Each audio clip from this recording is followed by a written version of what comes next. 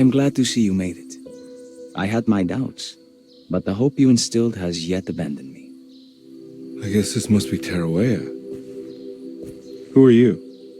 My name is Juan Luis Jorge, and this is indeed the convent of Tarawea. You'll have to excuse me, but Jeremy never got your name. The name's Edward Carnby. I'm a private investigator. You're not a patient, are you? No.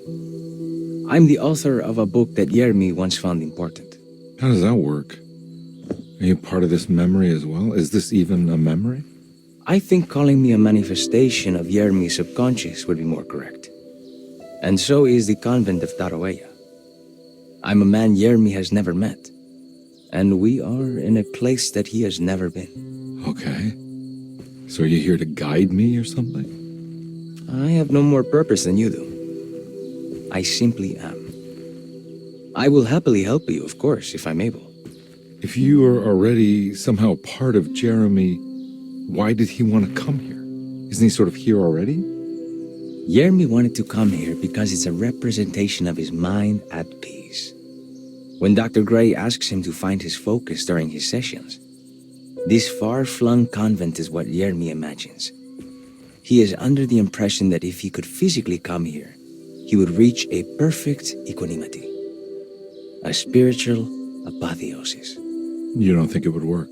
Jeremy subconsciously knows it's just wishful thinking. He can't come here.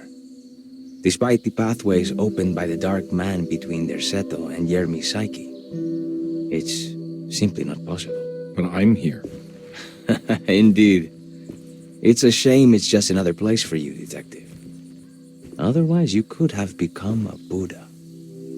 Always a bridesmaid, never a blushing bride. Am I right? Yes, I suppose so. You'll have to chase enlightenment elsewhere. So what's the next best thing? What can I do here? You should seek out the convent library and try to find the truth about Jeremy's relationship with the Dark Man. It's the sort of knowledge he represses and is unable to reflect on. Will it tell me how to break the pact? Perhaps. At least you'll have something to confront Jeremy with. Wait, why can't you just tell me? I don't know such things. You'd be better off consulting the text of Dr. Freud if you want such answers. No thanks, I hate shrinks. There is another thing you should know about the library. He is here as well. The Dark Man has been working his way through the text for a long time. He's here?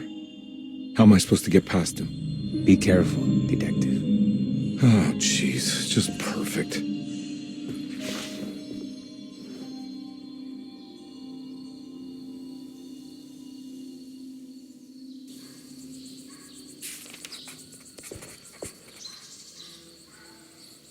You have any advice on how to deal with the Dark Man? I suppose suppression could work. Try not to pay him any attention.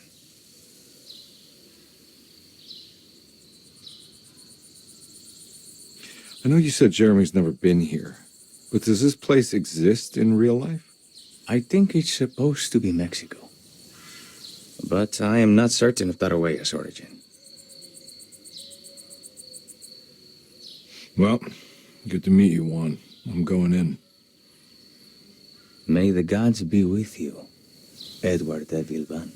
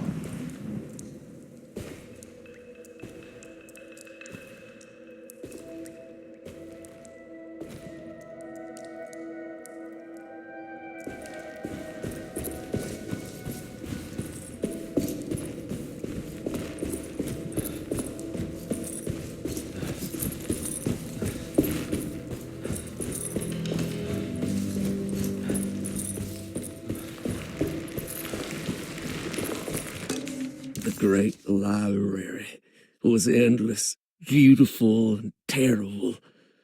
An Akashic record for the universe inside the mind of Jeremy Hartwood, now corrupted by a story forced upon him, told by a maniacal liar, an evil conjured by science and secrecy.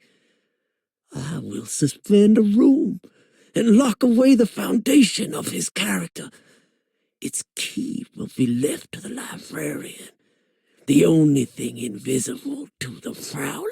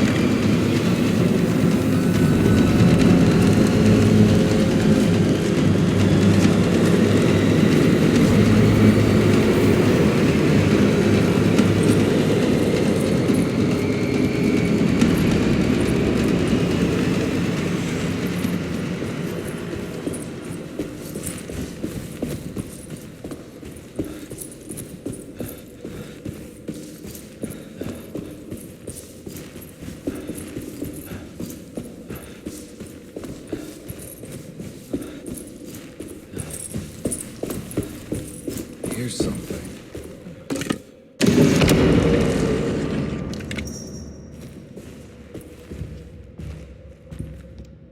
It was in the hot autumn that I went through the night with the restless crowds.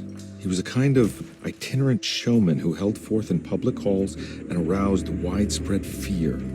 The New Orleans address of the event is lost, but I remember distinctly the Prext shipping company pressing their contribution. Hey.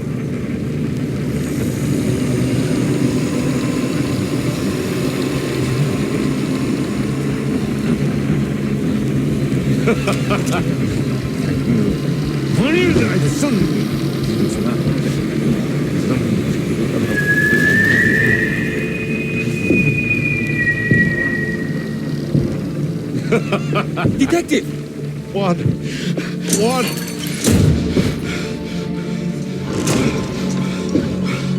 I hope you found what you were looking for. I fear there is no going back.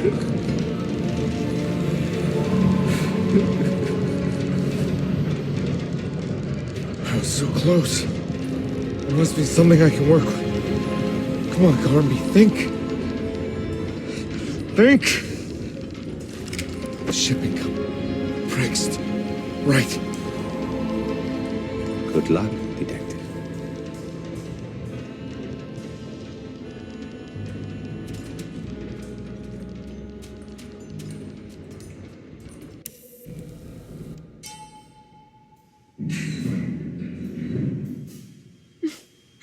Well, thank God you're here, Detective. Sitting all alone in a place like this? I'd never live it down if the papers got wind of it. Hey. Ruth, right? Oh, don't pretend you don't know. I'm sure you have a whole file on me by now, Detective. I suppose we weren't formally introduced. I'm Ruth Talon. Miss Ruth Talon, in case you're wondering. Edward Carnby. Enchanté. Are you sure? I had too many already. Nice. It's good. I know. I have great taste, Detective. I heard you're trying to break Jeremy's promise to the Dark Man. Yeah. Do you know anything about that kind of stuff? No, but it makes you wonder. If he made a promise, can't he simply stand by his words?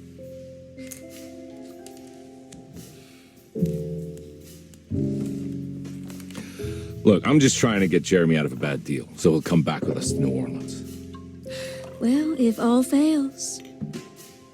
What are you doing? It's a sign of submission to the Dark Man. I saw it in a dream once. What?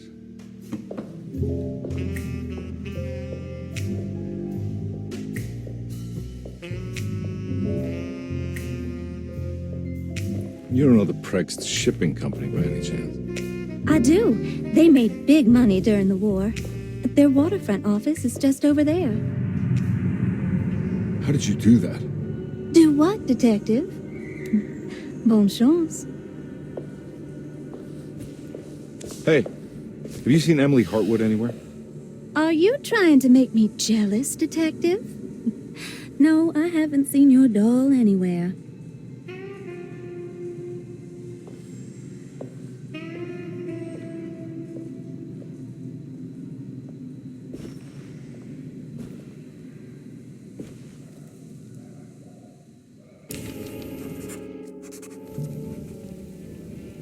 Prext Shipping Company.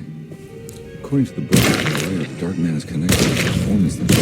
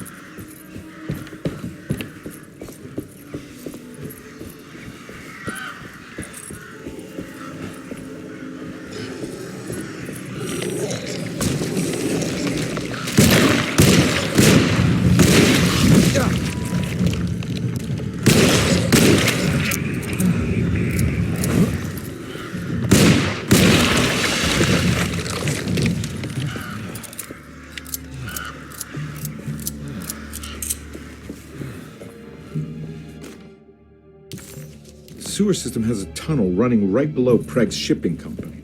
I bet I can use it to get inside.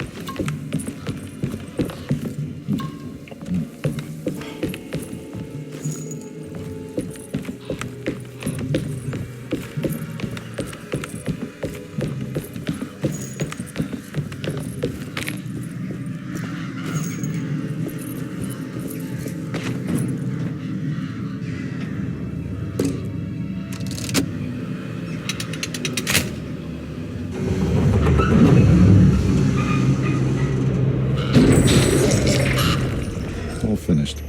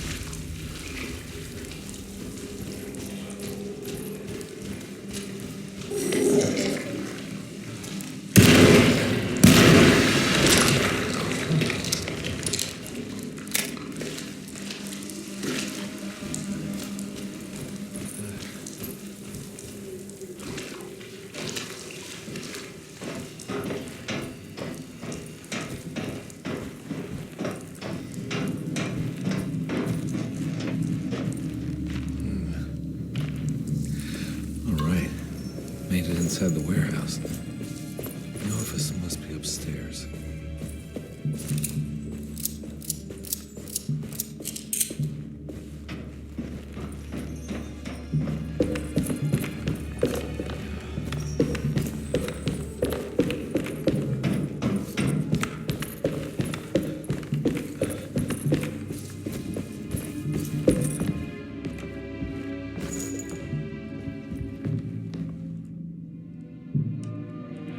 Hey, I always wanted to try one of these.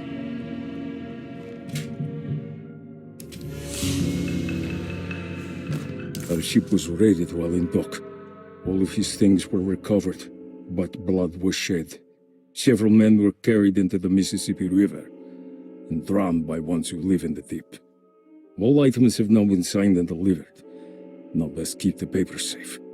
What is left? Later is right. And hell is back again.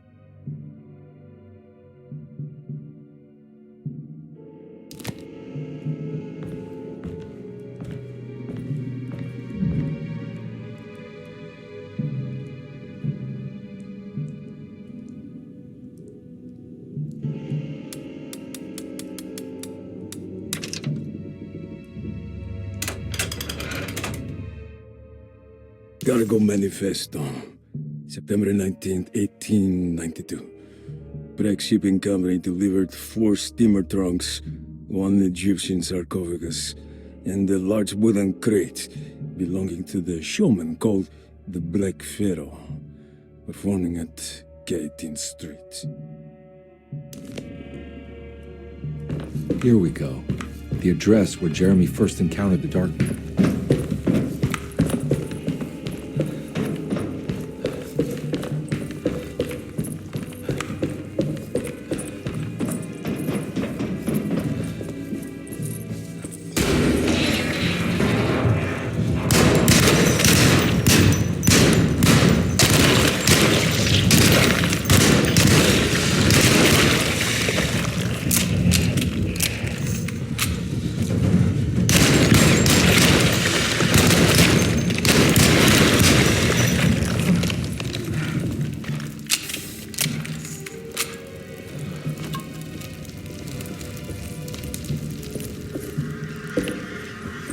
Looks like the fog cleared up.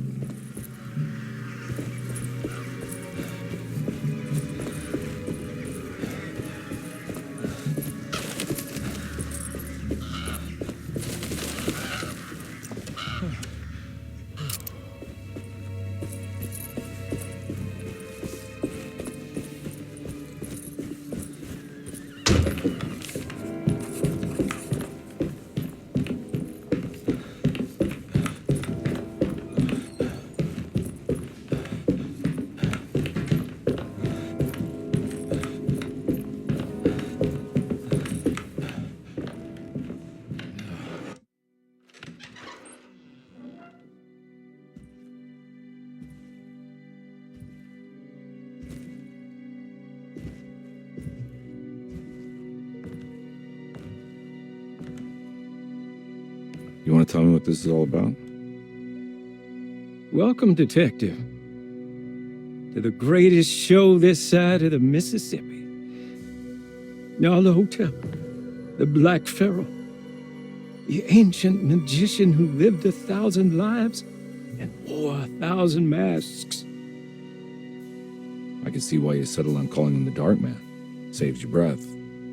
So, you got scared by a stage magician, and now he's living inside your head. You can mock me, Detective. But you would be the crazy one to think his presence can be ignored. Look where we are!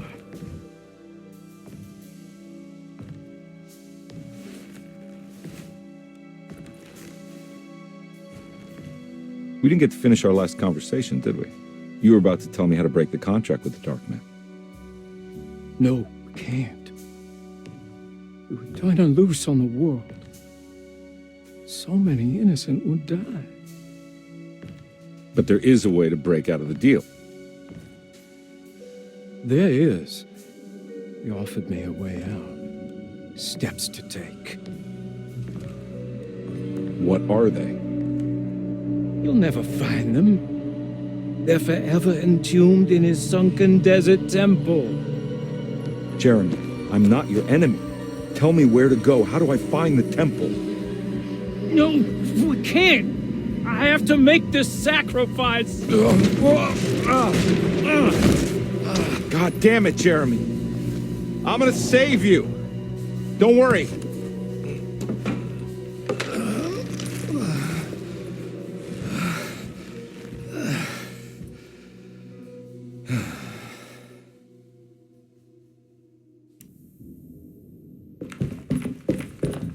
How do you save someone who doesn't want to be saved? Well, he's gonna get saved no matter what. I just need to find the temple somehow.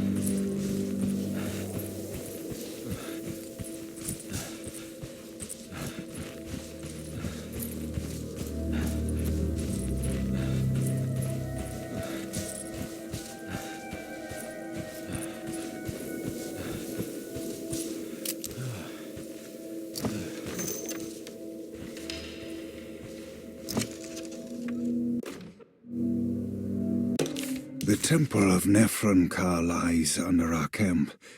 Despite all efforts, that unholy site did not collapse, but sink beneath the sand.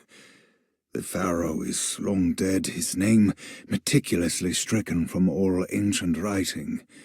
But that stage meant for blood and terror remains. The temple is said to be lightless, built to harbor all the haunters of the dark found in the very depths of our universe. Calling on the gods meant creating a bridge between our world and theirs.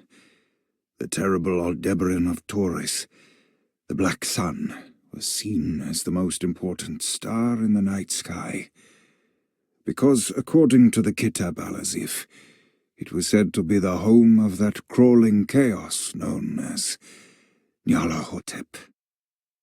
Through ancient mechanisms, it was said that the priests could open shafts channeling the light emitted by that strange stone called the Shining Trapezohedron. Several streams pooled together above the statue of that dark man would then be sent through space towards the Black Sun, a message to the gods.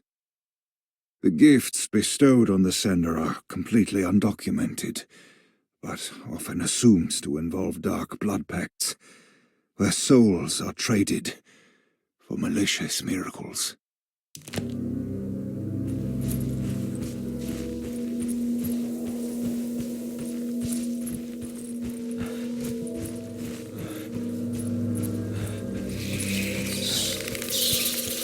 Sunken desert temple. I'd better get down there. Here we go.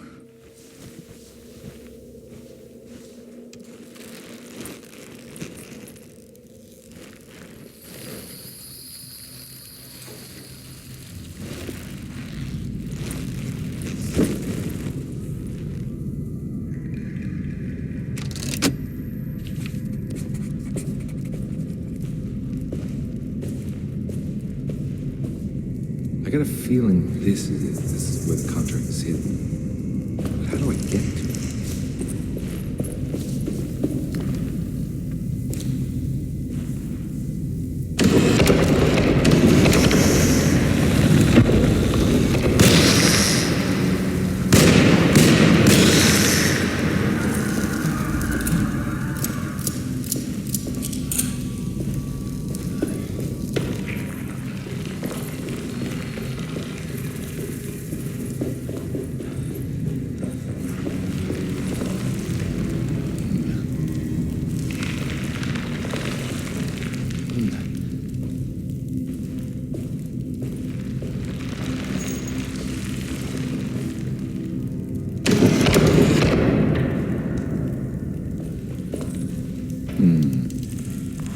There's something missing.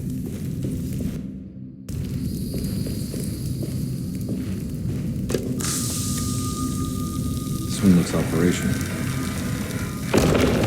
Good work.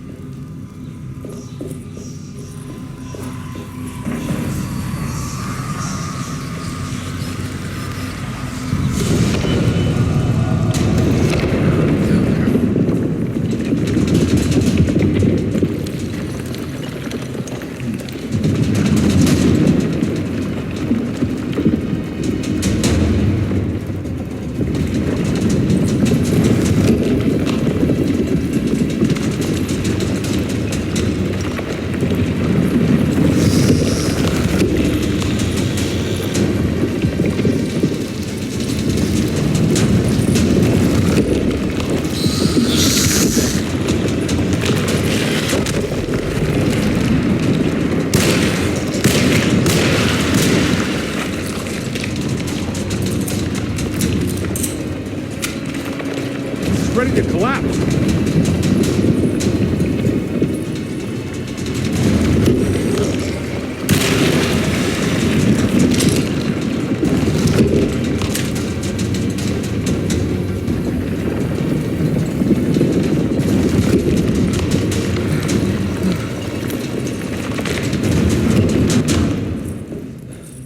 What is going on?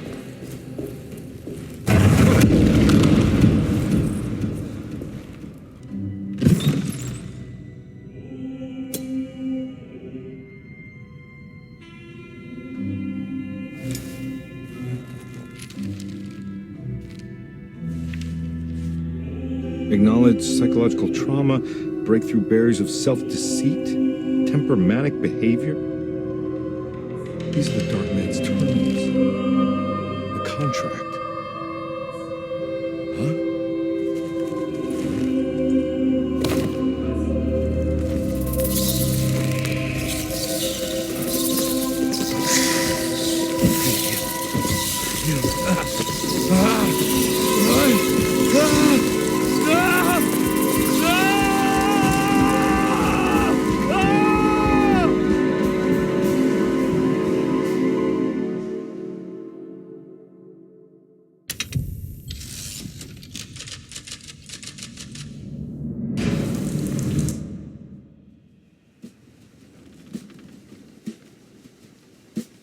Hey. Hey, detective?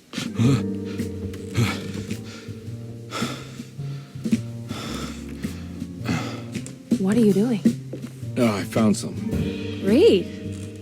Was it alcohol? God, no, I just got the wind knocked out of me. I think I know how to break the contract with the Dark Man. What exactly does that mean? Everything going back to normal. All right. I found some more information on Derceto and the patients. There are some seriously strange things going on here. I'm pretty sure 2 of the patients are dead and maybe even the clerk. Oh, yeah.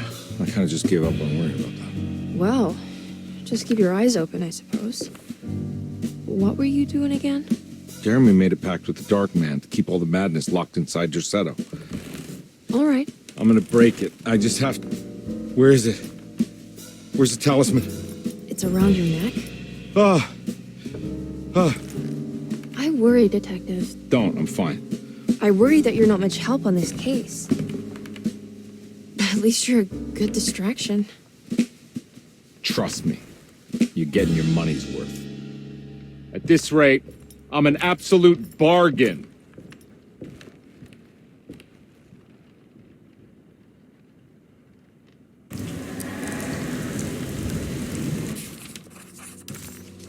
He must first acknowledge psychological trauma in order to proceed.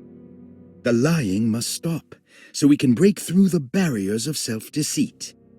Finally, temper manic behavior. Medicine has failed me. Nothing can be done to dispel the Hartwood curse. Only the sacrificial dagger may release the despair from Jacob's eye. Yet, doing so would be the doom of Derceto. Let this curse of mine be a weapon for once. I accept your demands. Oh, crawling chaos. Build your prison around this godforsaken hospital. When evil has been starved, I will stay buried forever.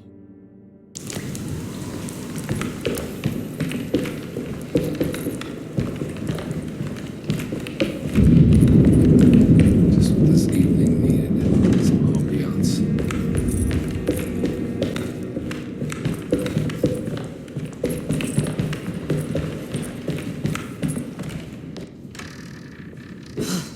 Got to be around here somewhere.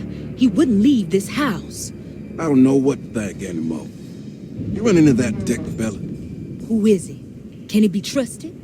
I think he one of the good guys. Well, you know, like us. Will he be all right with her coming? Praise the mother. You don't need to know about all that. Just help Jeremy. Just calm down. It ain't time yet. God, it hurts. As far as I can tell, Detective Carnby seems to be solving problems, not causing them. Just be ready in case he starts anything.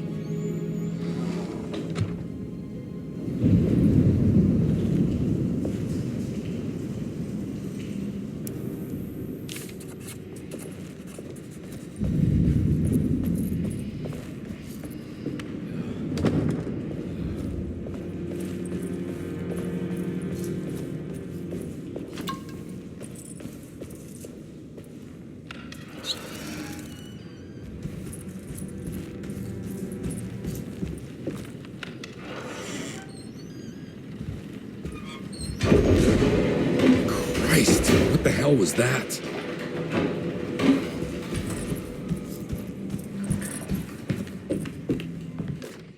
We must have faith that Jeremy's pact with the Dark Man is a bluff. If we are lucky, our visitors will find him and prove it's all nonsense before night falls. What is true is our attempt to call on her. Too many things have happened for this evening to be in vain. Think of Jack and Cassandra, even Perosi, whose circumstances I can't understand. Grace is our goat without horns. She knows it and will play the role. You must talk to your brother, Baptiste. I worry that he will fail us. Mrs. Thompson.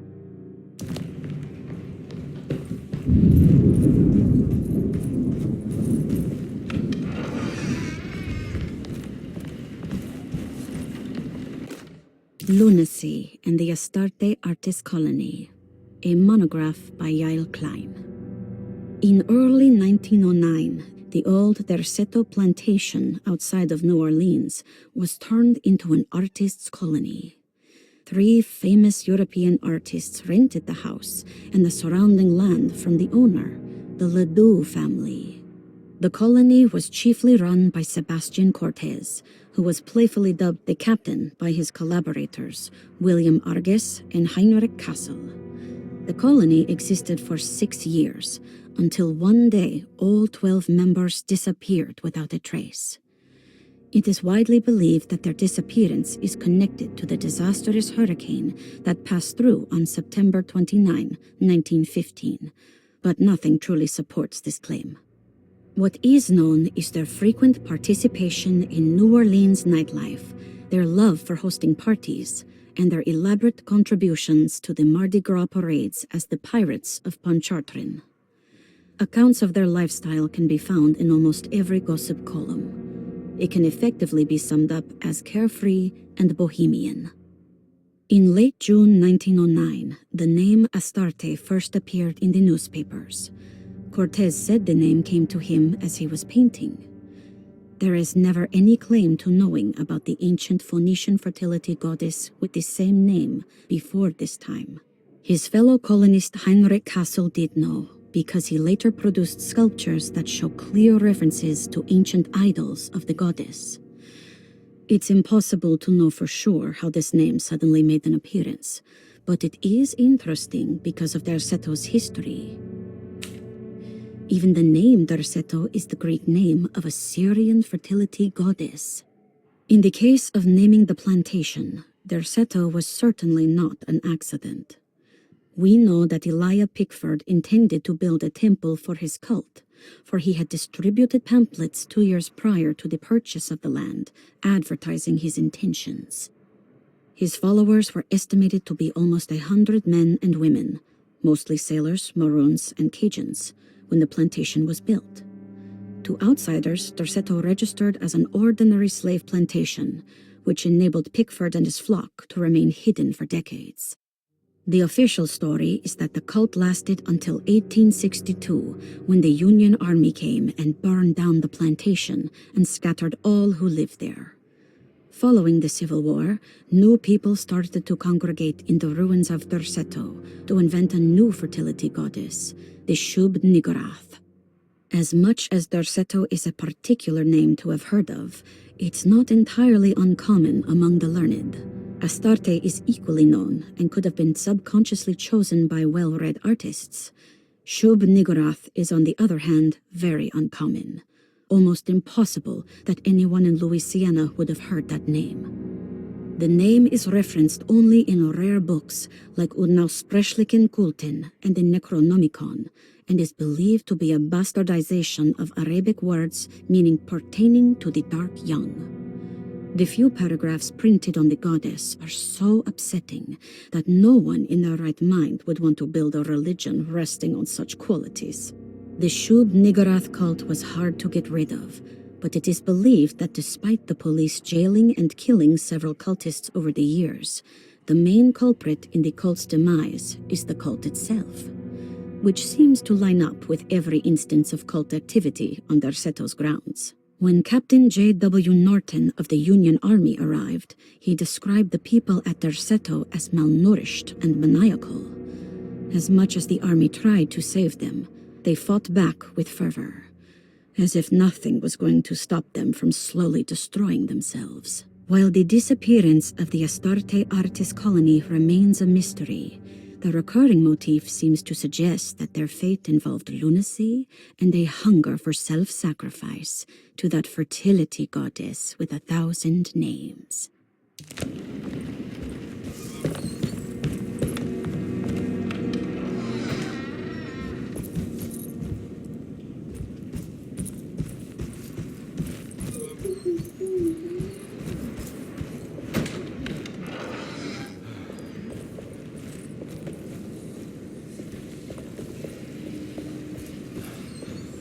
Mrs. Thompson, I understand the last week has been busy.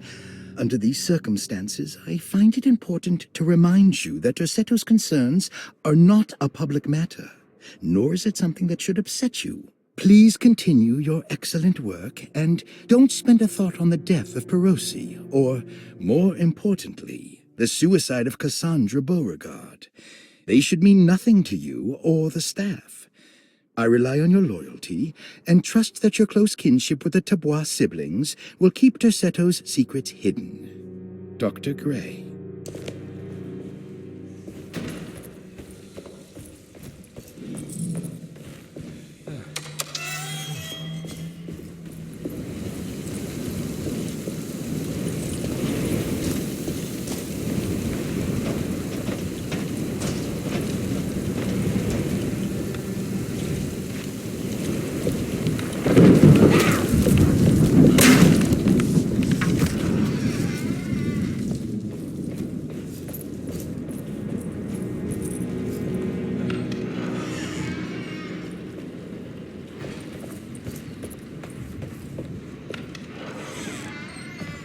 There must be a spare key to Dr. Gray's office in here somewhere. I don't have the combination for this. But maybe Jeremy did.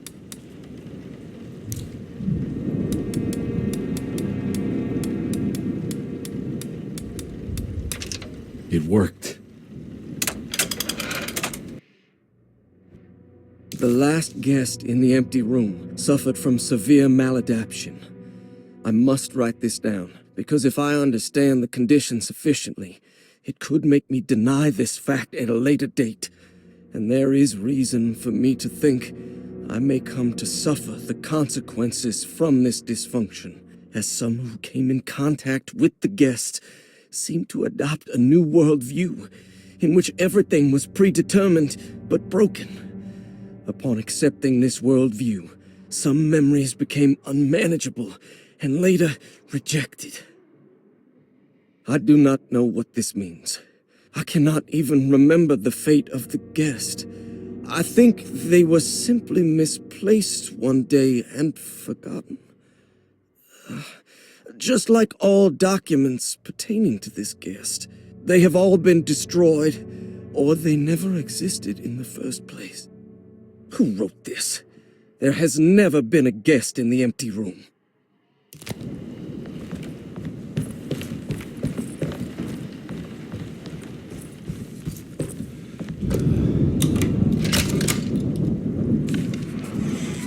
Dr. Gray's office, all to myself. Let's see if we can figure this guy out. I have finished tidying up Miss Beauregard's belongings. I will leave it to you to contact her agent and have them collect her things. I found one of Grace's drawings she might want back, along with this key in her room, which I believe you've been looking for, Mrs. Thompson. This is where McCoffey has hidden my favorite young.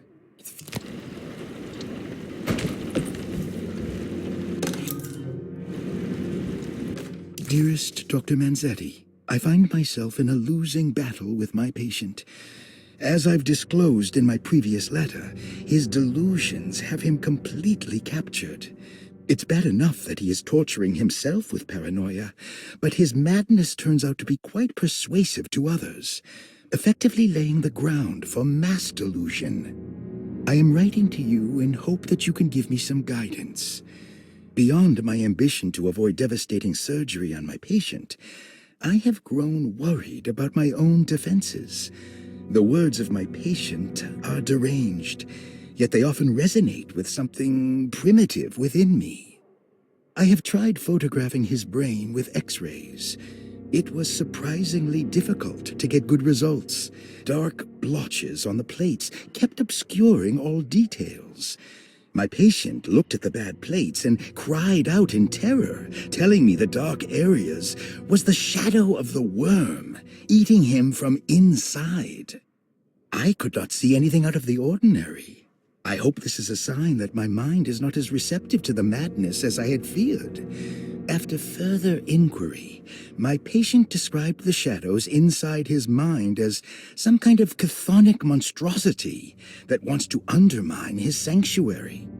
This is clearly a reference to a place he calls Teroea, a sort of library or convent that works as a psychological haven. With this imaginary haven threatened by this Chthonian, he has now constructed another, less pleasant hiding spot. Lately, he has been bringing up a metaphor of a steamboat that has run aground, that he feels like he needs to start the engines and reverse, but he is afraid that the hole in the hull would cause the whole ship to sink. I've been watching him turn this metaphor into reality for the last week. He knows it's made up, but he is doubling down, trying to make it a real memory. I feel certain that this is my chance to break through the barriers of his self-deceit.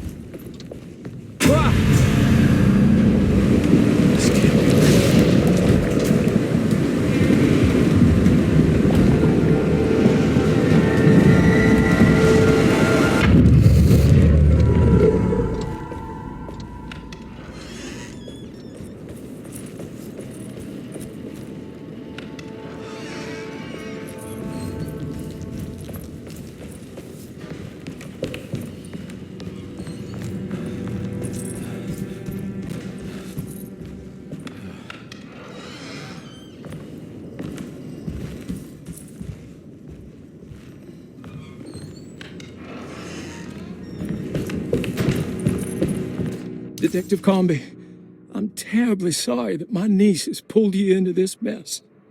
Please, with all my blessings, take her away from this cursed place. I have destroyed that eater of worlds and locked it away in the attic and retreated to a place of hiding. Tell Emily I'm safe. Tell her all the lies you can think of to make her listen. Take her back to New Orleans. Sincerely, Jeremy.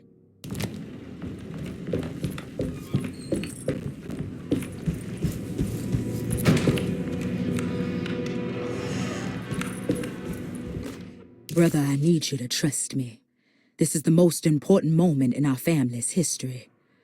I know you have doubts and that the terrible Mama Loa told you lies. I would never betray you. I promise.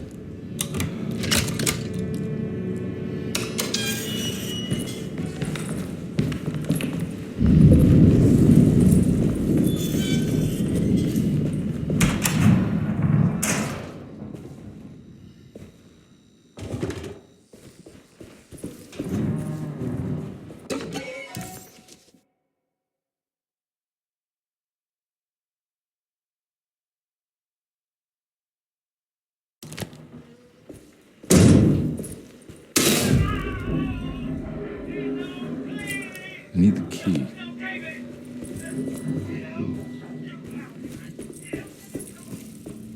Radiography. Patient Jeremy Hartwood. Date June 14, 1930. Plates. Jeremy's skull proved difficult to capture properly. Partial radiographs worked best. A complete picture of the brain can be assembled by piecing 3 plates together. Observations. Even when looking at an assembled version, a shadow covers significant parts of Jeremy's brain. Possible tumor, but more likely that the equipment is failing. Jeremy reacted strongly to the pictures and claimed to see a giant clay worm eating and displacing his memories. Notes. While this exercise has left me nowhere closer to an answer, I feel confident that a Burkhart lobotomy should sever all necessary parts. Hypothetical psychosurgery based on the ideas by Burkhart and the St. Petersburg research could end up saving Jeremy's mind. Severing the connections around the frontal lobe would certainly solve most mental afflictions. The procedure would be brutal in performance, as well as in efficiency. An ice pick pushed through the edge of the eye and into the skull would untether the nerves like Alexander cutting the Gordian knot. As this would likely leave Jeremy in a very different condition, all other paths should first be explored. The medical instrument I would need for this lobotomy is missing, and I should have Waits order a new one.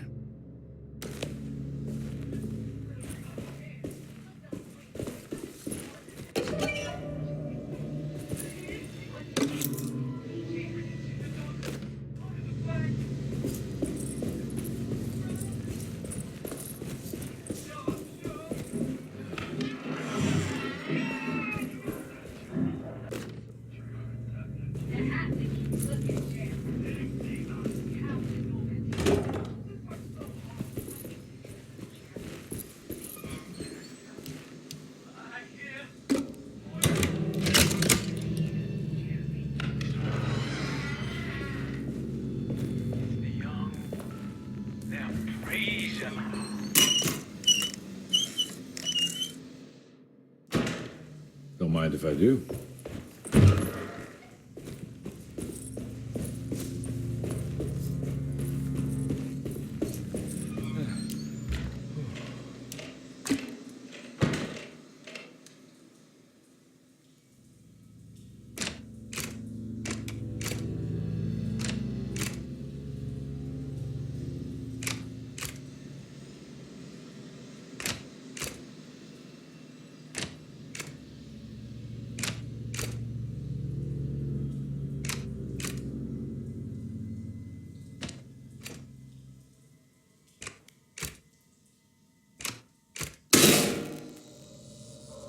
That's better.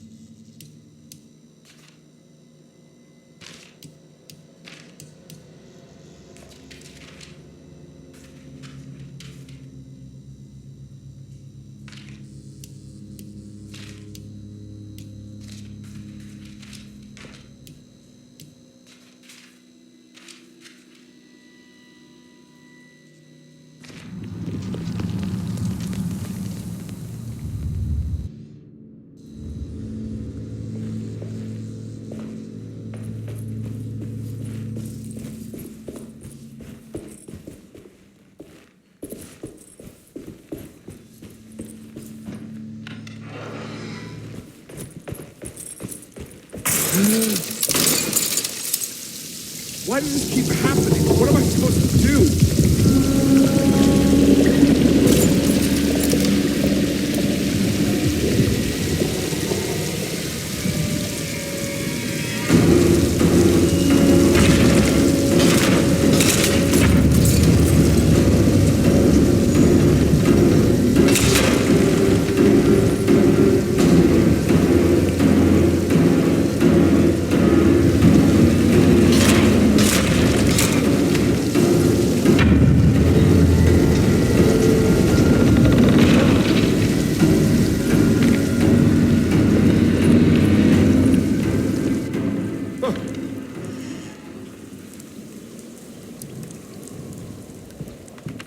And we're back here.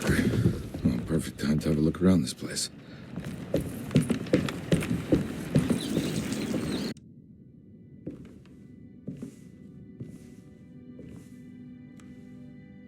They're coming. I have freed hellish forces, and now the price must be paid. Derceto is the prey of evil. The sun has set. They will find my body, but will not have my soul. I can imagine the master's fury and the terror in the hearts of his slaves. I hear their footsteps. Some may understand what I have done. May God forgive me. Farewell.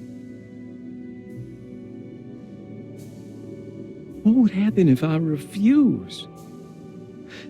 Would the whole world come apart? Or would everything conspire to make a new story? Maybe one where I live.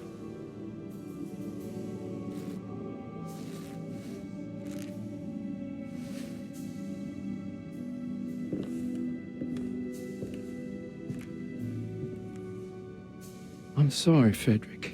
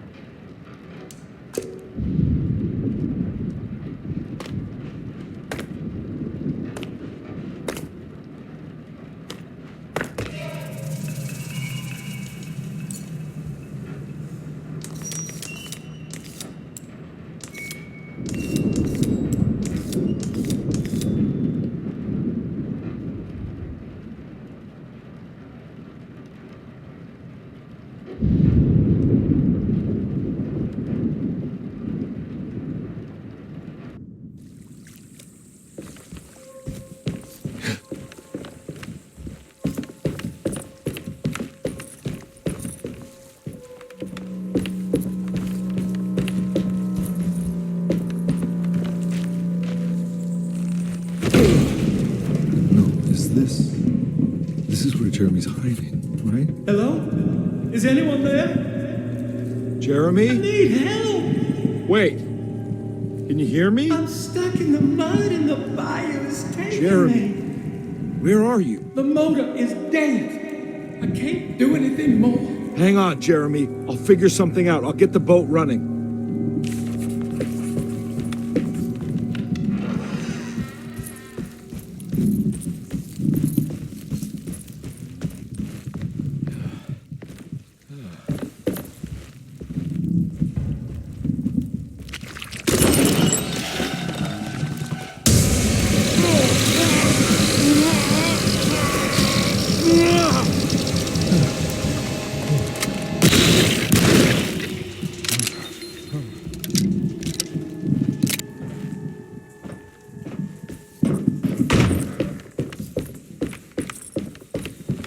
The boat's wedged itself right into the bayou. If I get the motor started, I could try reversing back into the river.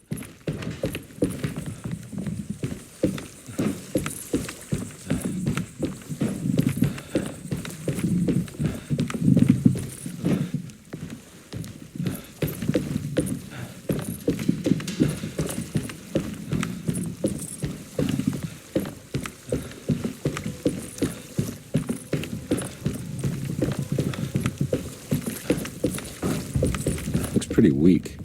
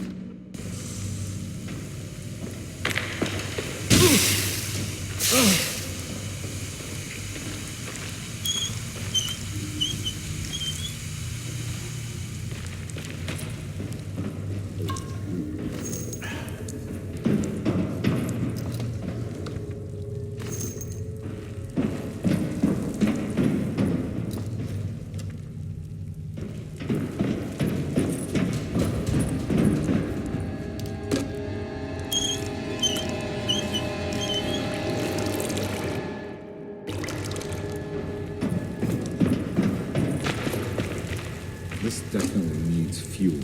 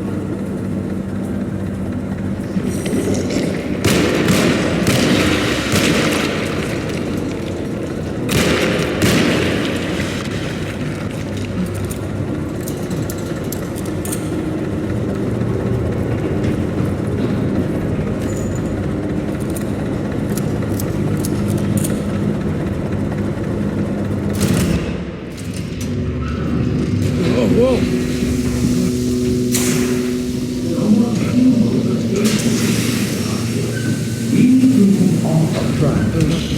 Are you ready to tell me what happened in the attic? I put a rope around my neck, and then I strangled all the life from my body. Are you under the impression that you died? Yes. No. I was supposed to die. What does that mean? That you were supposed to die? I'm the catalyst. I had to die to make the story happen. What story? What are you referring to, Jeremy? 30 years ago, Frederic needed me to die. You're not making any sense, Jeremy. Find your focus. Hey! I cheated everyone. I didn't play my part. Hey! I escaped my doom. My destiny. Again, find your focus. Hey, I'm right here. What the hell is going on? Now everything is wrong. Nothing is in place. I'm right here! Calm down, Mr. Carnby. What do you want? Were you not talking to Jeremy right now? I haven't seen Jeremy all day. Are you all right, Detective? No. Actually, I don't think so. Well, maybe.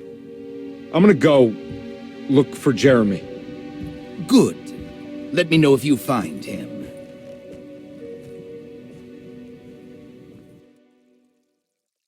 That was Jeremy's self-deceit, a steamboat stuck in the mud? I'm not going to pretend I understand any of that. What a bunch of psychoanalytic nonsense.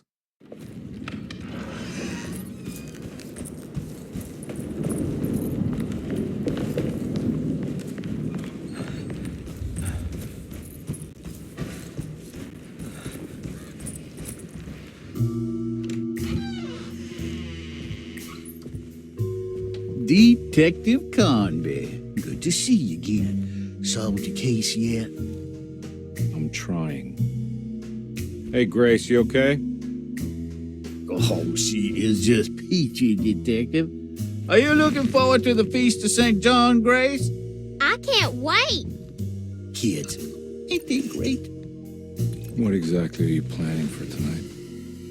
Oh, not much. We eat, we drink, we pay tribute to the wishing tree in the conservatory.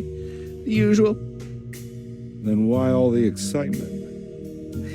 There is just something about tonight. Something's different. I think we all feel it.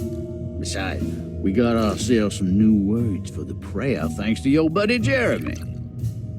She'll come and turn the world inside out, and things will begin again. That sounds strangely threatening. You should come. Oh, God damn it, Grace. Stay put for once.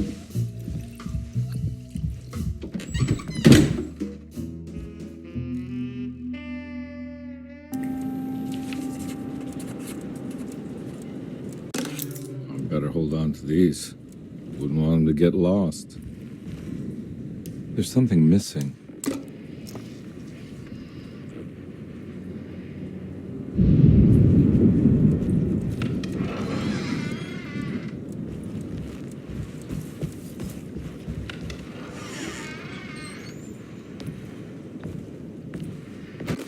Jeremy knew that the only one who could help him now was the guest in room number 3. The room seemed to have been empty for so long, but that wasn't allowed to be true. The story needed to be different. To include something from the outside, he would bring the guest back to room 3 and show them what was in that safe. 913. But those were not the right numbers. That was the combination for the safe in the clerk's office.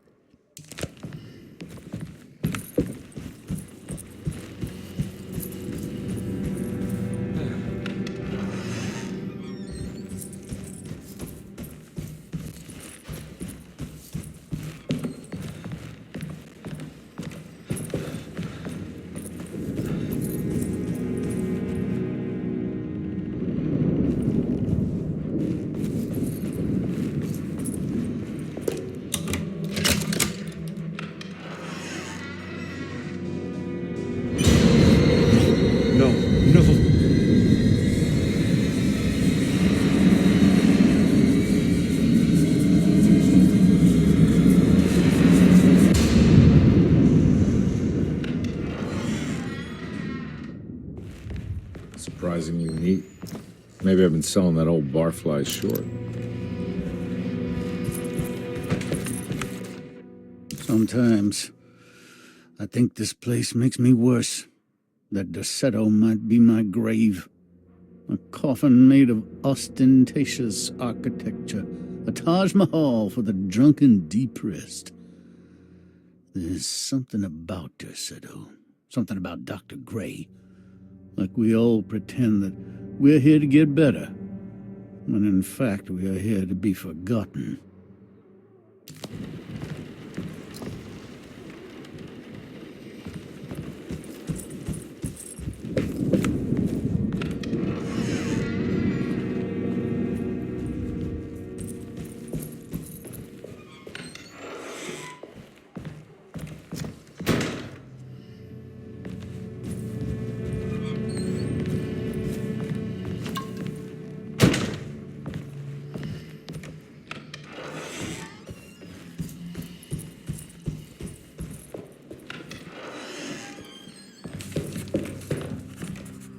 This is my room. I belong here. I know that number. Where's that from? I did this. I wrote that.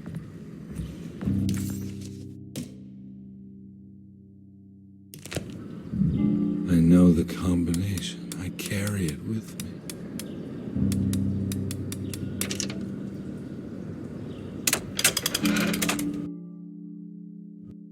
Detective, I have made many discoveries in my case. The child we want is safe, thanks to good people like me and you. We're so similar, but you don't see all the things I do. To find your man, Jeremy, you also need to look for the girl. It has always been that way. The young deliver us all. You should have a look in my room. There's a piece of the puzzle you will need. Take care now. How long have I been here?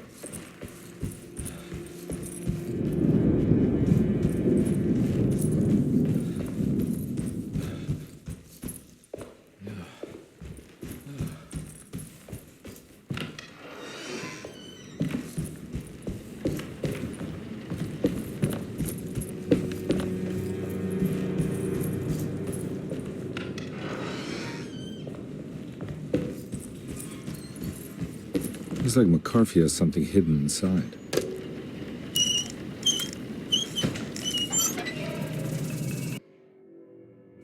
Why would McCarthy lock this up? Was he trying to keep Grace from completing the shape? If so, couldn't she have just made another drawing?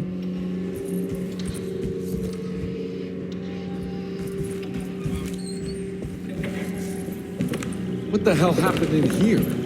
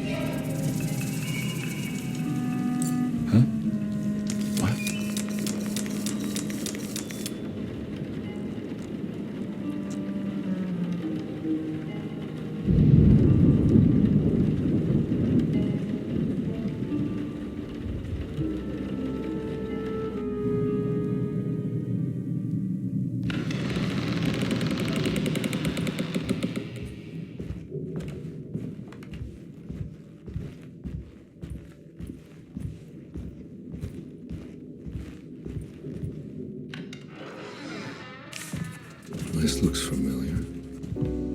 How am I back at the office? Jeremy's never been here. That's me, isn't it? How long had it been since I drowned myself in drink and depression? It all felt so peaceful. Slipping away into oblivion. A welcoming dark voice wrapped around my mind like a heavy blanket. It turned off suddenly as I woke up from the sound of my office door closing shut. A messenger had left a telegram from Mrs. Saunders. She had a lead on where to find her husband and her kidnapped daughter.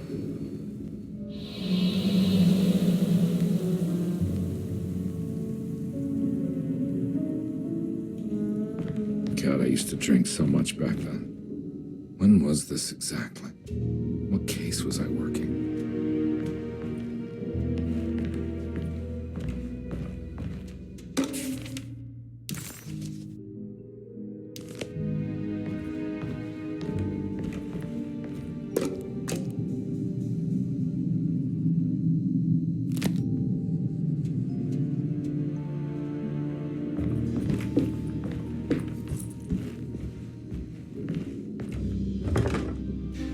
I think I need to figure out where I'm going first.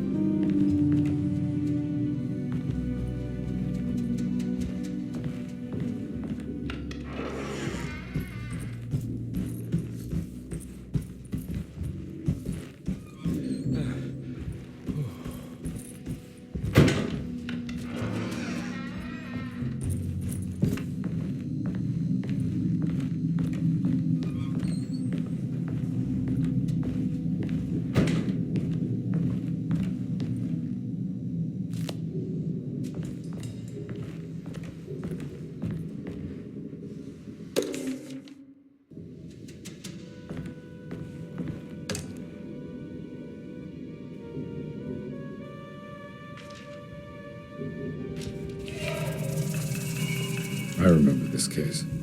Some kid got taken by her father, headed out of state, but he had made a mistake by selling a painting that his wife actually cared about to a collector named Thornhill to fund his venture. That's how I tracked him down. At least I think so.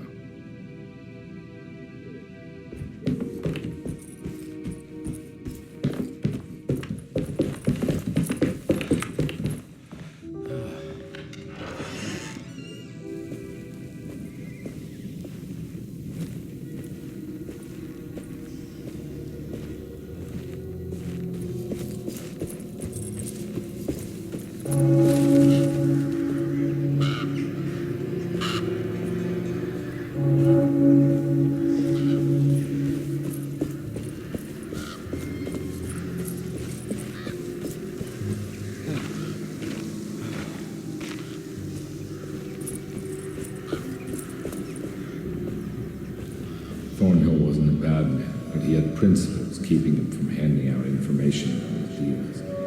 So it needed some convincing.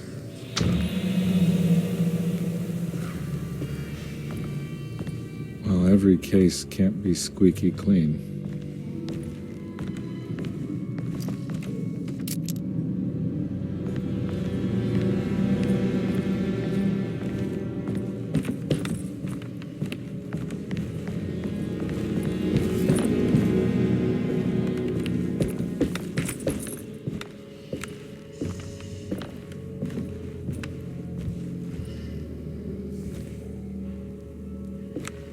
Mr. Saunders had sold a valuable painting to Thornhill, hoping the money would carry him to wherever he was going. The painting, now leaning on an easel in Thornhill's bedroom, had a certain mesmerizing gloom that seemed to call out to me, telling me I was needed for something important. I felt myself falling into the painting, only being brought back by Thornhill, thrusting an address to a Hotel St. George into my hand, and asking me to get the hell out.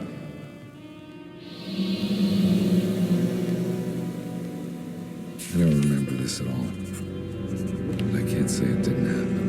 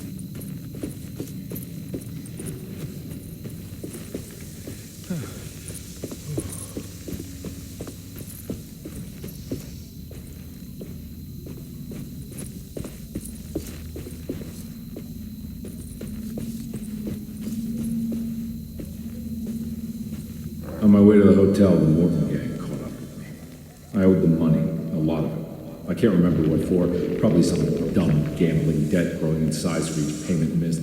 I punched one of them out, and I sent the others packing. It was a stupid move. They'd be back, and in great numbers.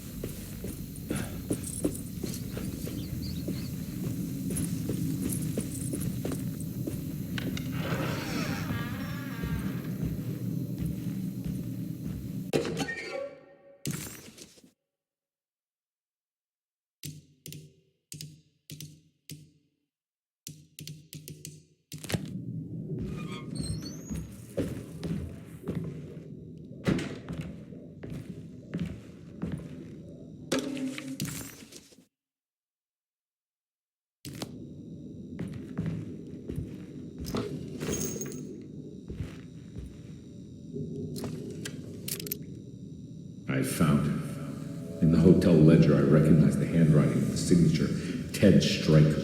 It was him. I could feel it. It was the kidnapper I was hunting. I put on my knuckles and hurried up to his room.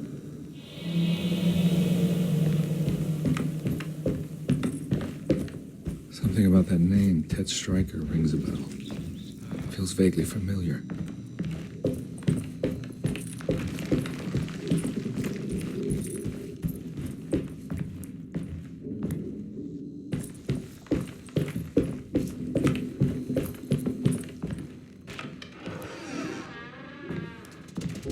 I recognize this room. But I didn't catch up with them here. I must have followed them. But where?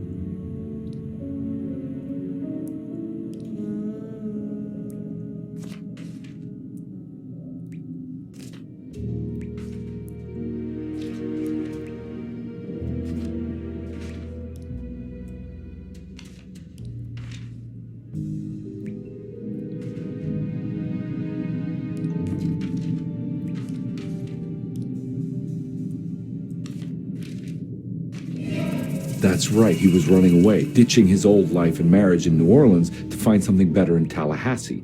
And he took his daughter with him against the will of the mother. That's why she hired me. But I stopped him. I caught up with him at the Pearl River Bridge.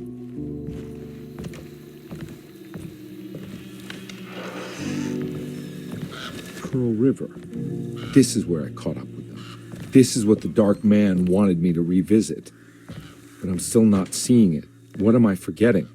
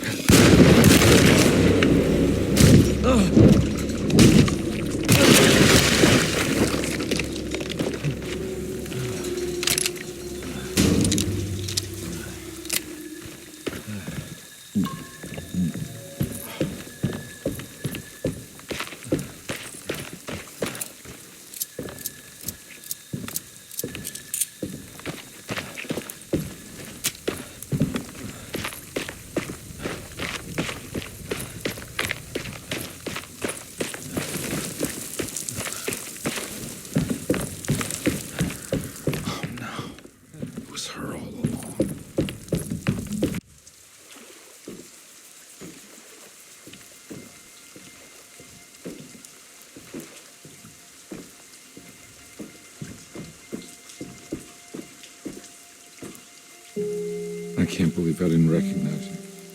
I looked a little different back then, I suppose. Was any of this real? How do you mean? This day, just... so much is happening. I can't... I think I've lost my head. Do you need me to apologize? I mean, I'm sorry. I don't think I can even begin to explain. You're just a kid, Grace. I'm really sorry. I didn't mean for it to happen.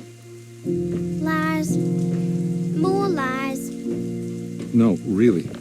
I thought I was being a good guy by handing you over to your mother. I didn't know. I couldn't have known that she wouldn't care about you. I don't know how this works. What is this for? Some form of admission of guilt. Maybe acceptance. It's what the Dark Man wants.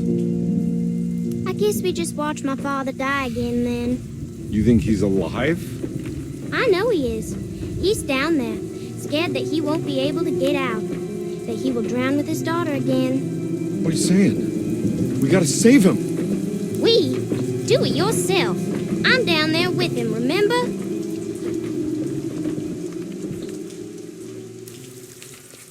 Can I really save them? This all happened so long ago. I have to find a way to get down there. I have to see it with my own eyes. There must be a way to save you both, right? Why else would I be here? Maybe the Dark Man just likes it when you suffer.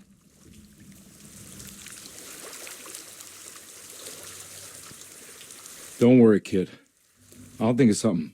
I'm not holding my breath.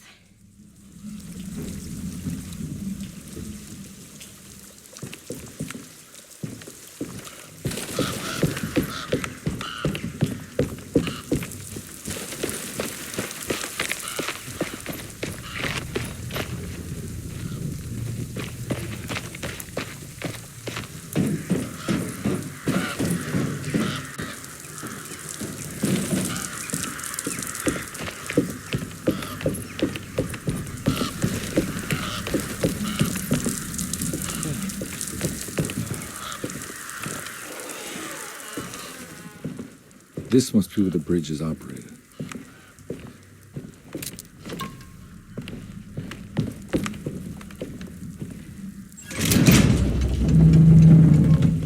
Nothing's happening. It's like something's holding it back.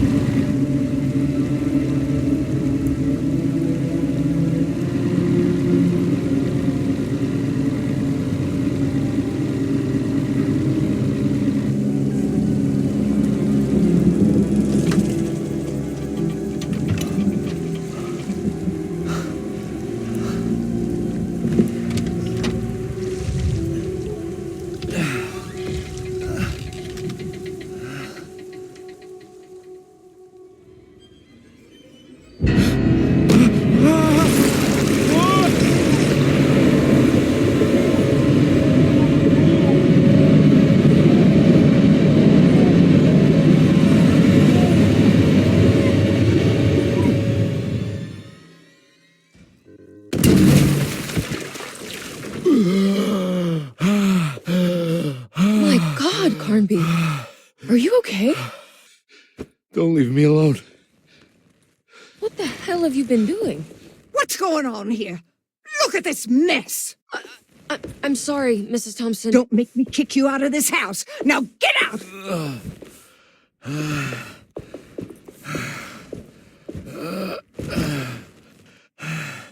Hey, Detective. Mr. Carnby. I'm really worried about you. I'm okay. I just need to catch my breath for a moment. This place? There are some very disturbed figures around here. And I don't think it's just the patients. I've been reading some things about how Derceto has a deranging effect on people. I think it might explain things. What? Just take it easy, okay? I'm gonna go find a way into Dr. Gray's apartment. I want to know what he's hiding. Emily, don't worry. I think I'm close. I'm gonna set everything right. Just be careful.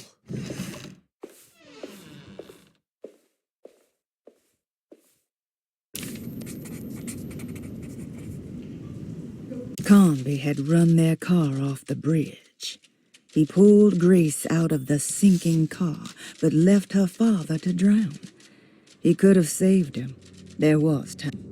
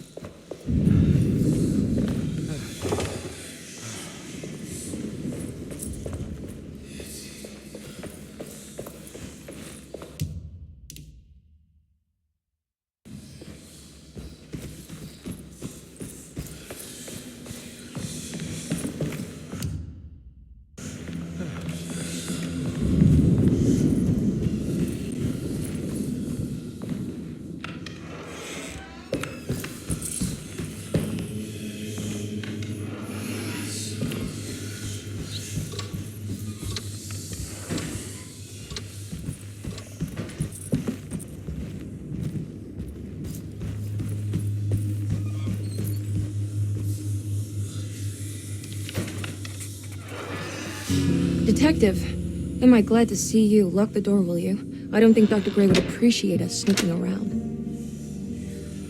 What's going on here? This feels so strange.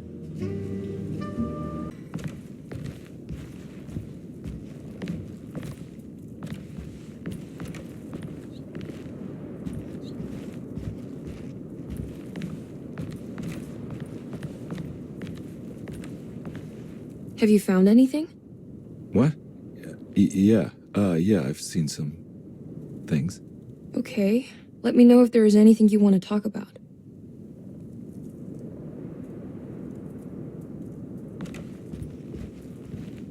You don't find this place strange? Derceto is certainly one of the stranger places I've been to.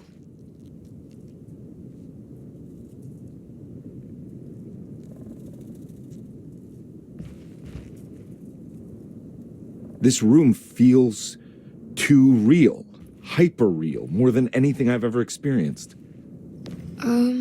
Okay. I don't see what you mean. Forget it. I gotta get back to breaking the contract.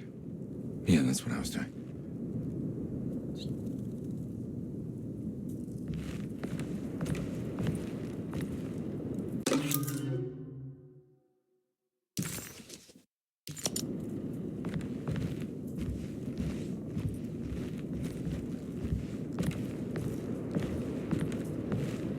There's a book missing.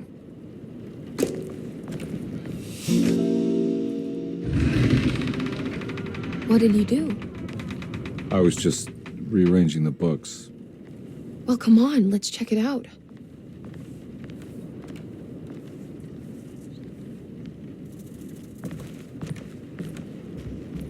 I think I'm beginning to understand. Dr. Gray is dealing with some kind of mass delusion.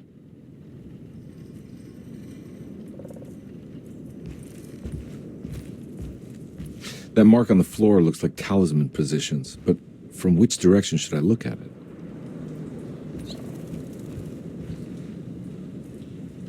What were you saying about mass delusion? Derceto seems to have a deranging effect on people living close by. It has a history of creating cults devoted to some nature goddess. Even the name Derceto refers to the cult existing here before the Civil War. Derceto was the name of an ancient fertility goddess worshipped in Syria. Dr. Gray and his friends, however, seem to prefer the black goat of the woods with 1,000 young, or Shub-Nigroth. And that name can only have come from my uncle's twisted mind.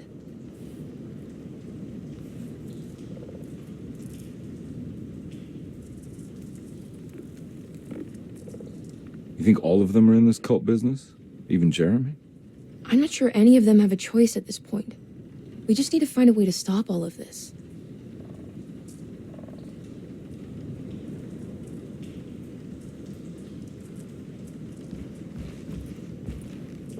I've been so busy trying to free your uncle from the promise he made to the Dark Man. I guess I kind of just let everything else go. Don't worry, Detective. I feel like we're close. I'm sure Jeremy will turn up. If he is part of the cult, he wouldn't want to miss the Feast of St. John. I just need enough information to make him see the truth. I hope you're right, but I doubt he'll show up. Not as long as the Dark Man's got him hiding.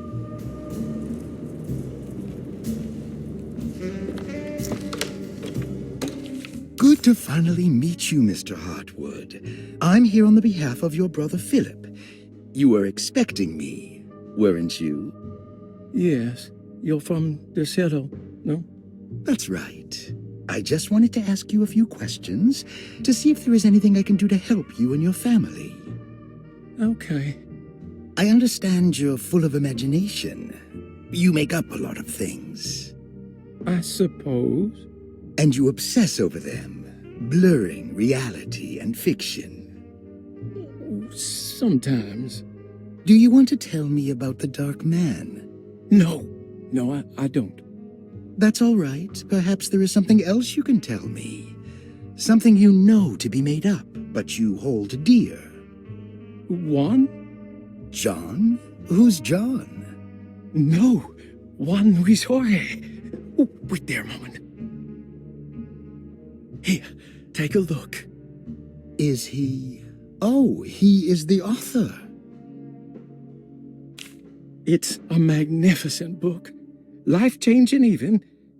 The real Juan is long dead, but I like to think of him as my friend. My most beloved friend. I see.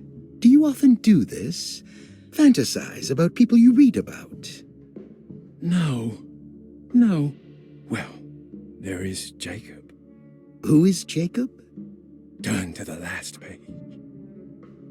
Oh, it's a newspaper article. The Prisoner of Ice, Jacob van Ostad. Is he also your beloved friend? Oh, no, Doctor. Not at all. He is the fire that fights fire.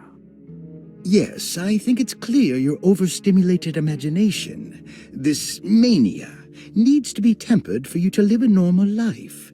I know your family calls it the Hartwood curse, but I want you to know that there is nothing supernatural about your condition.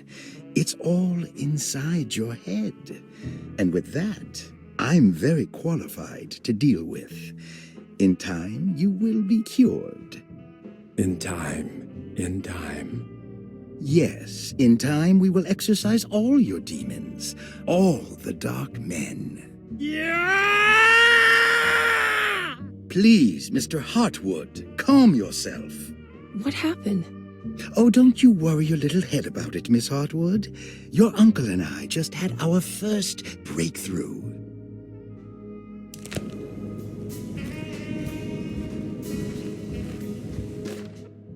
The Snake Dagger, a monograph by Yael Klein. In Ludwig Prin's book on pagan rituals called The Mystery of the Grave, as translated by Nicholas Vachy, there are several references to a sacrificial dagger called the Snake Dagger.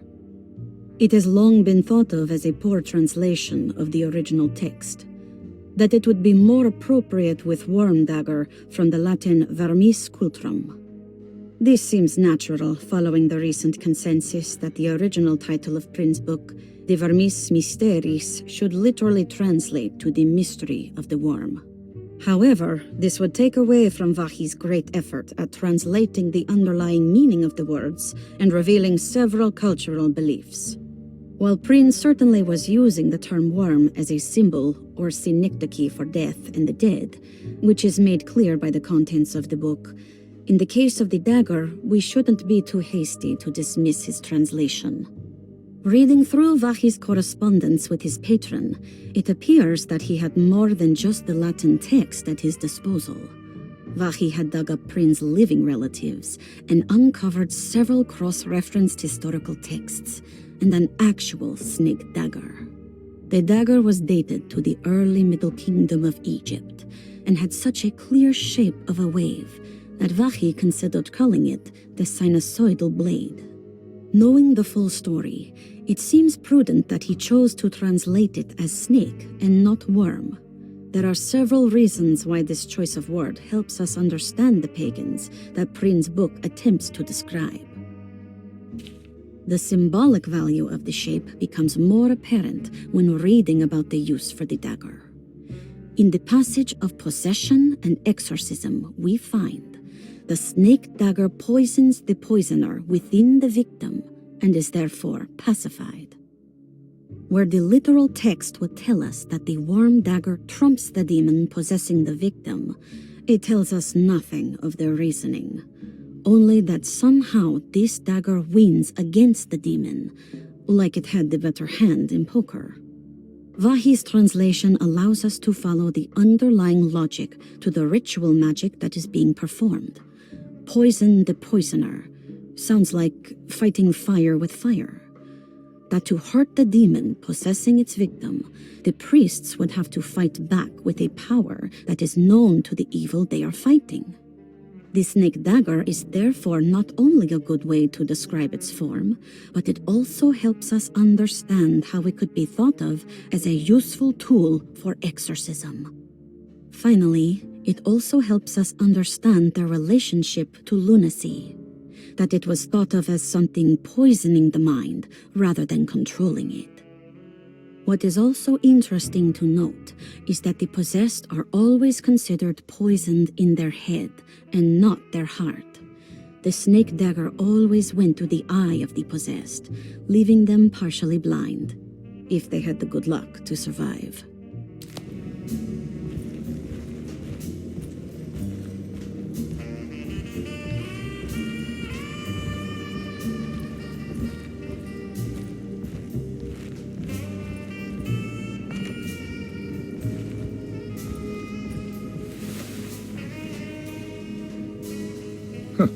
Has that been there this whole time?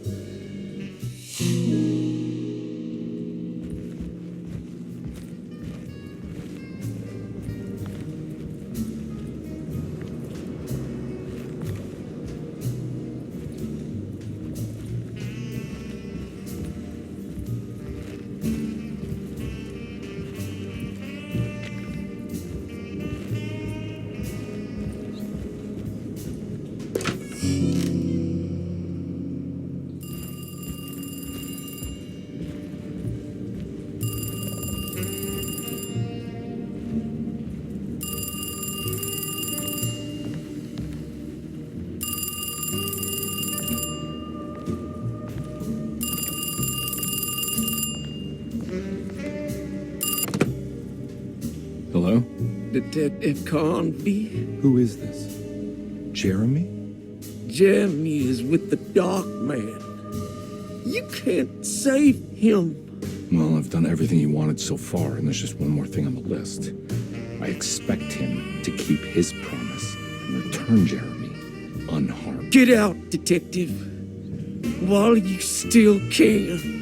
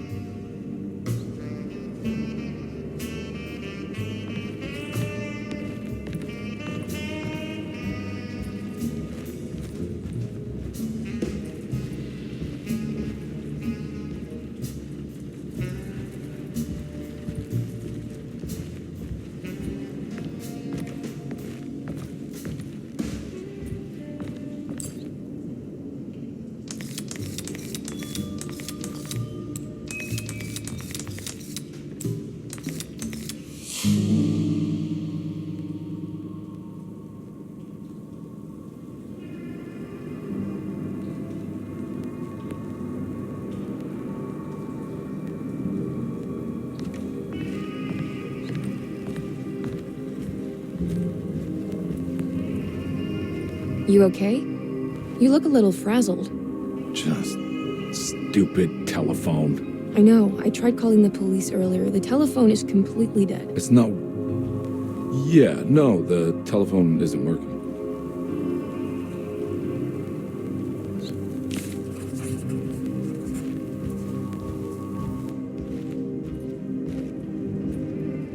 Miss Hartwood, I think you're gonna want to see this. Is there something in the closet? Yeah, there is. You don't see the very obvious gate leading to whatever Jeremy's madness is serving up next? I don't understand. Are you making some kind of fashion metaphor? I'm sorry, I don't have time for this. Can you just tell me what you're doing? You don't see this. It's fine. It's fine. Catch you later. Are you going inside the closet? Yeah. You got a problem with that? No. Do what you think is right, Detective. Sorry, I didn't mean to. Goodbye, Miss Hartwood.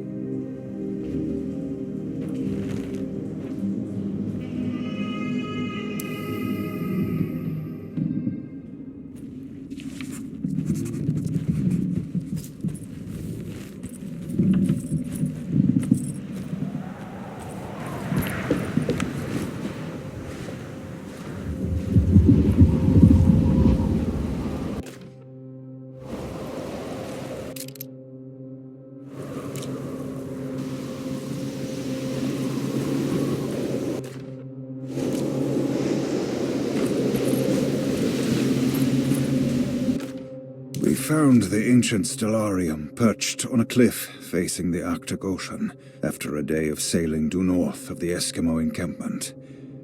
Jacob van Oostad was our most keen member of the expedition. He had been chasing down the source of a peculiar type of crystallized metal present in several sacred items among the natives on the northeast coast of Greenland. The site was a remarkable find for any explorer, and we were all enraptured in our search for enlightenment and meaning. The surviving architecture seemed almost unearthly in origin and astonishingly sophisticated. The metal Jacob was searching for was abundant, almost ubiquitous. We were so taken by our find that we were surprised by the sun falling below the horizon. As we quickly picked up our gear, ready to head back to our camp, Jacob van Oostad declared that he wanted to stay. He was adamant. We begged him to reconsider. The night would be getting colder by the hour, and we feared for all our safety. Jacob refused, threatening us with violence if we wouldn't leave him alone. As the snowfall turned heavier, we left him there on his own. The next day, the weather became worse, and we had to spend hours enforcing our shelter as our tents became increasingly useless. The group had ridden off Jacob, thinking he must be dead. I had an urge to make one final attempt to save him, so I headed out as darkness fell with a handful of flares and headed toward the coast and up the climb towards the stellarium. That's when I saw him, transfixed by a burning sky, that celestial lantern. Jacob keeled over and let out a painful shriek that struck me with such fear and pity. He was crying in agony, for the cold weather had ravaged his flesh. I called out to him, and he turned to face me. His vacant stare held me in place like a needle through a butterfly, and he said, "You must leave now, Herr Stern.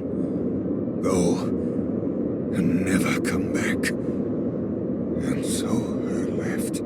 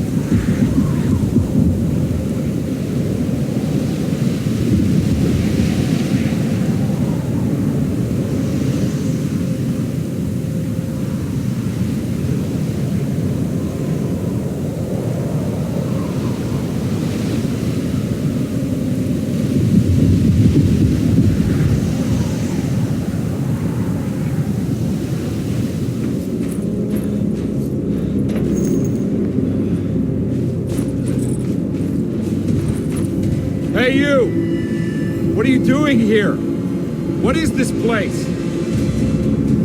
Turn back, detective.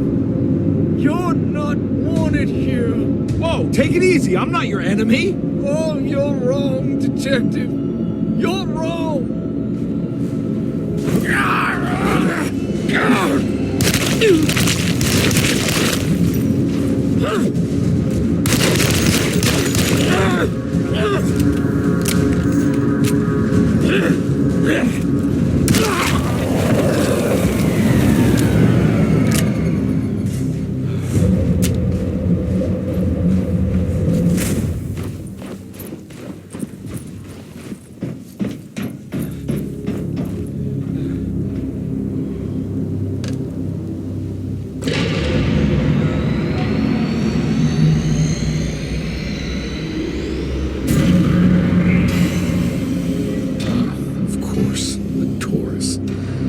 Figured you wouldn't want your stars aligned, Jeremy, or maybe that is what you need. Temper that mania of yours.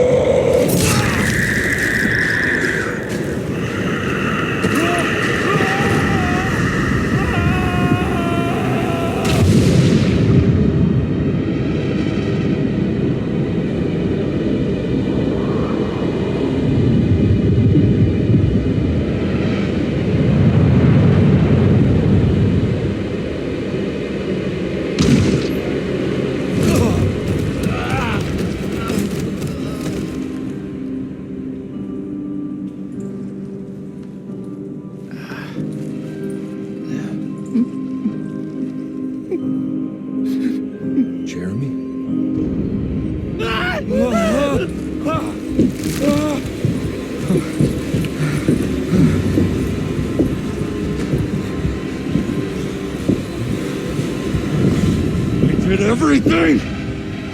Aren't you happy? Stupid charlatan! What more do you want from me? You want me to lose my mind? Oh, my Lord! Doctor! Baptiste! Quick! Jesus. What were you thinking, Carnby?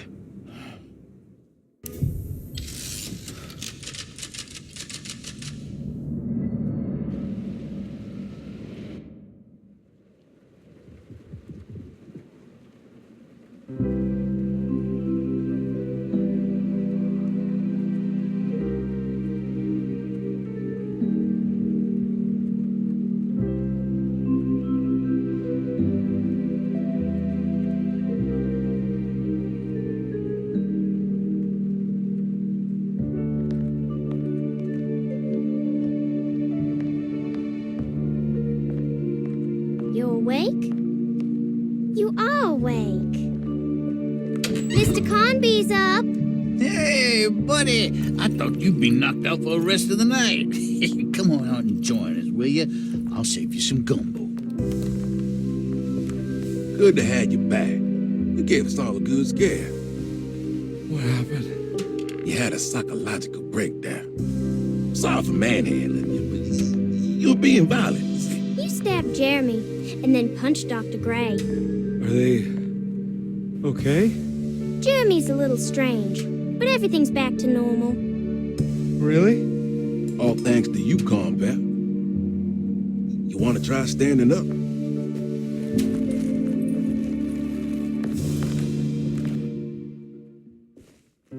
Well, if it isn't the hero of the day. How are you feeling, Detective? Never better. How about you two? Hey, Jeremy, I didn't do too much damage, did I? Things are fine. Very quiet. What's up with him? Painkillers? No. You see, despite you having the finesse of a one-eyed butcher, you managed to lobotomize dear Jeremy. I did what? It's actually quite impressive. It's not like I hadn't considered it myself. I just wish Jeremy could have been helped without reducing his personality to that of an oyster. But he's gonna live. Of course. As long as someone keeps feeding him, he'll outlive the best of us.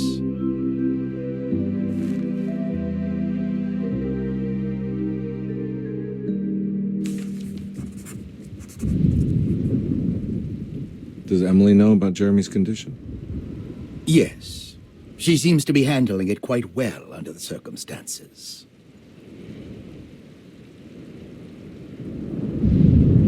Does she still want to take Jeremy away from Derceto? I will have to insist that you do. This is not that kind of institution.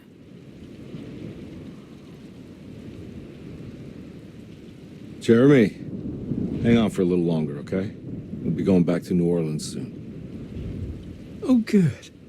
I do so miss the city lights.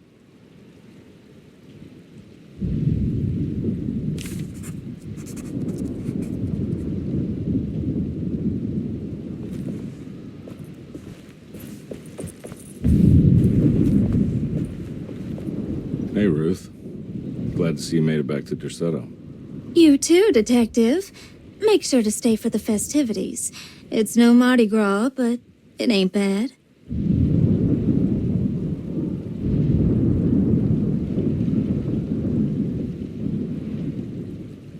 You seen Emily around?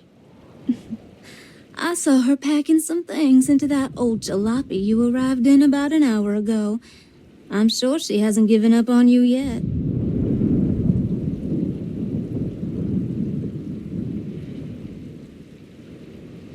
Catch you later. Looking forward to it, Detective.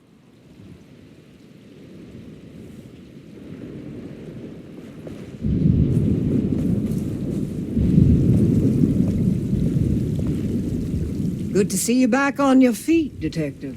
Have some gumbo. Thanks. I'll save it for later.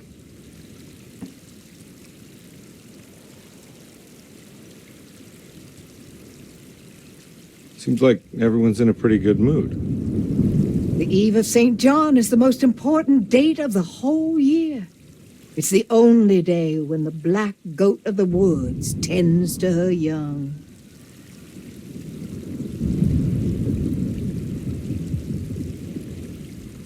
I'm gonna go look for Emily.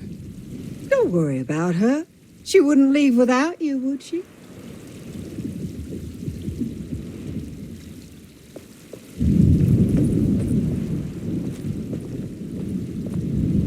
What are you looking for? Just keeping an eye out for the storm. Radio says it could be a wild one.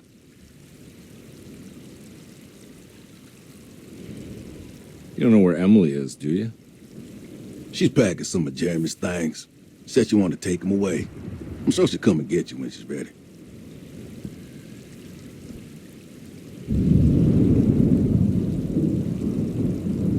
Should probably get a move on then. See you around, compare.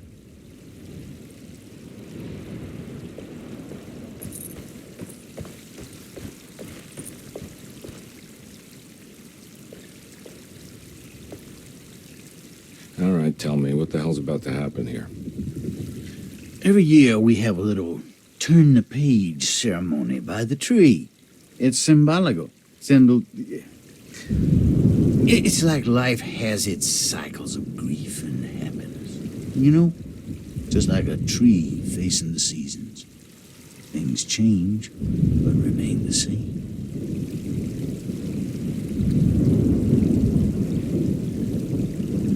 So this is basically New Year's Eve, but with a tree metaphor.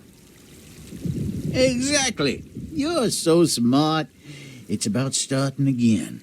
I mean, who could use a positive message like that more than a bunch of lunatics like us?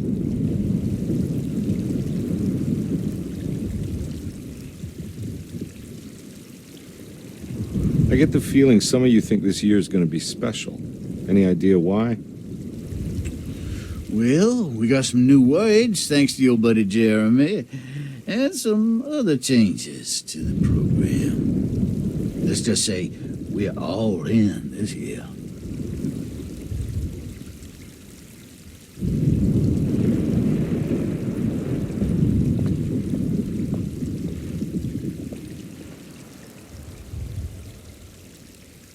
That is one impressive tree.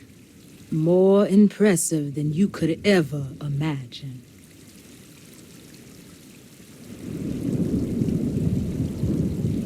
So how does this all work? You dance around chanting? For the ritual, I mean? Stay and find out, Detective. It might just do you good.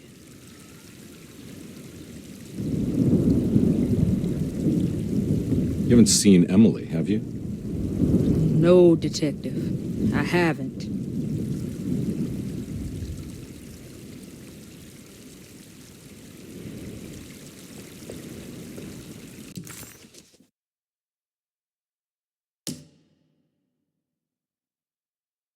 Case closed. Detective Carnby had found Jeremy and brought him back to Derceto.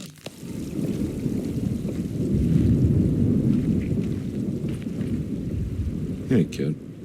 What are you up to? Preparing for the ceremony. I don't want to disappoint Mother.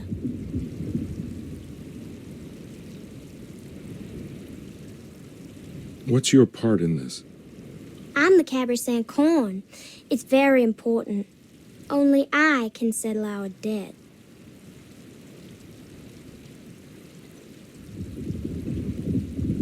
You know, I had my doubts, but you are in the right place, Grace.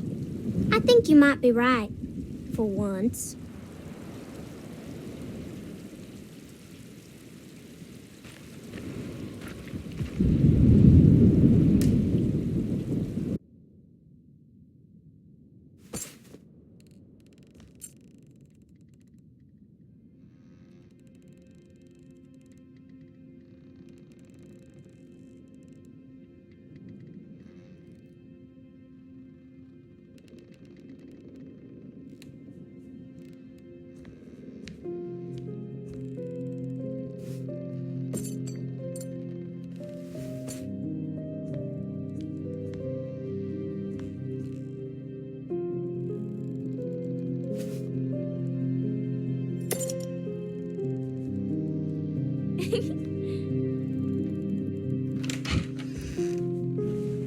Hey, kid. What are you up to? Nothing much. Yeah? Anything I'm gonna have to pay for? You're bored, aren't you? Yeah, I can tell. You want to see if we can tear your mother away from the play? Can you believe they're still going? It's been hours. You forgot this. Well, I just didn't want you to think we had abandoned you in there. Can we go home? Yes, please. Can we? What? You guys didn't like the play? It was all right. A little difficult to follow. Oh, I agree. Let's just say there were moments where it left me alone in the dark. Oh, God. That's the name of the play. Whoa, what do you know? Did you like it, sweetie? There should have been a hedge maze. A hedge maze? Uh-huh. And pirates. That would have been fun. Well, maybe next time.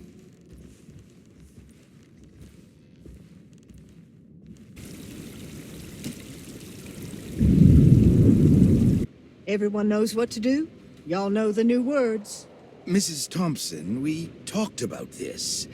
I'm not sure everyone is comfortable. Doctor, I insist. This is important. We've waited for so long, Doctor. Let's just go with the old song. Not every change is an improvement. Boss, good or bad, you need to move forward. All in, Doc. Let's bet it all. But we don't know what we're dealing with. It'll be okay, Doctor. Better even.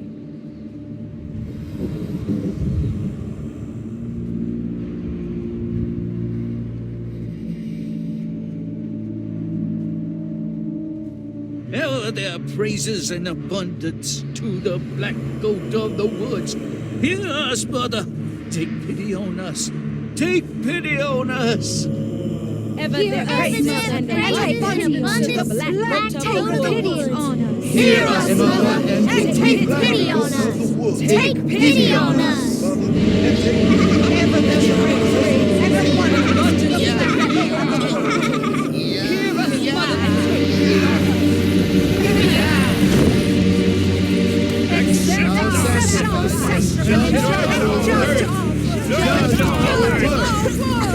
pity on us. God!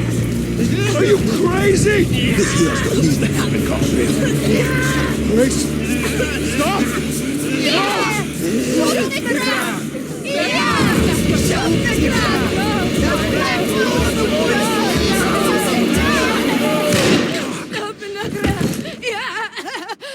Detective, get my uncle out of here. Jeremy, come with me! Get over here! Jeremy, come with me! Jeremy, come here! No! There has to be a sacrifice!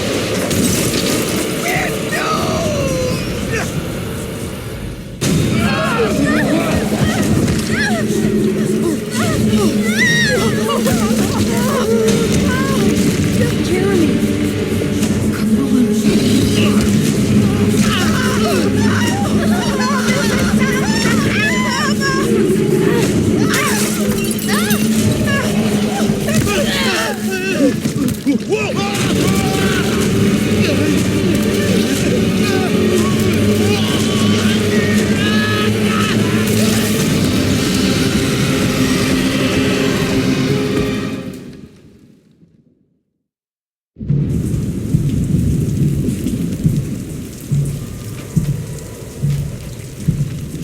I can't let that monster leave Derceto. I have to stop it.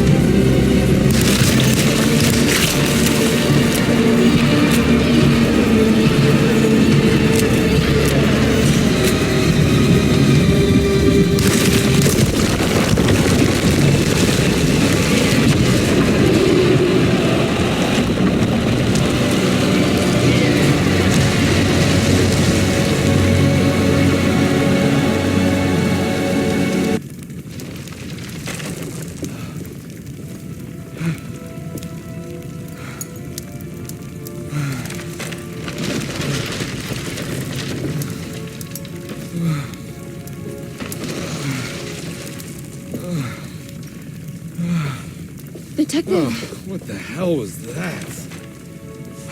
I tried to tell you. There was so much evidence. Their devotion to the black goat was like nothing I've ever seen before. I felt so dumb believing any of it, but I'm glad I did. Are you okay? Everything is out of order. This isn't the way the story goes. I shouldn't be alive. Yeah. Oh, you're welcome, buddy. How are you doing, sweetie? I kinda like it. You ruined everything, but I'm not mad.